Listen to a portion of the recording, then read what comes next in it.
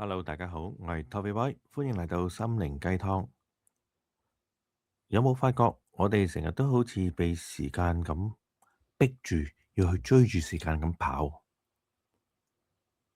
今日想同你講三個故事，就關於慢同埋點解慢，其實唔係錯嘅。故事一，等紅燈嘅人。有個人行下街，見到個紅燈就好似好焦慮、好想、好煩，成日都好似想衝燈咁。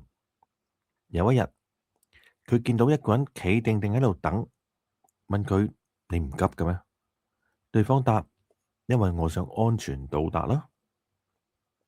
呢個故事嘅寓意話俾我聽：急唔一定快，穩先可以行得遠。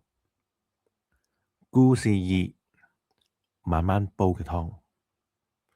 有兩煲湯，一煲係快去滾嘅，一煲係慢慢去慢火老火湯嚟嘅。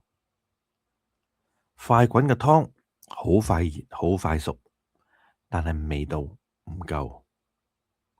一煲慢慢煲嘅老火湯，雖然係等得耐，但係好香，好出味。呢個寓意話俾我哋聽，有啲嘢真係急唔嚟嘅。故事三，最後一個交功課。有個學生永遠都係最後一個交功課，唔係因為佢偷懶，而係佢想做好啲。老師話：你唔係慢，你只係認真。個寓意話俾佢聽，慢唔等於差。呢三個短短嘅故事嘅總結話俾佢聽，人生唔需要同任何人鬥快，人生唔係比賽，係一條你自己嘅路。如果你而家好趕好攰，不如放下腳步，慢一慢。你冇遲到嘅人生。雖然呢三個故事比較短，但係希望你哋鍾意。下集再見，拜拜。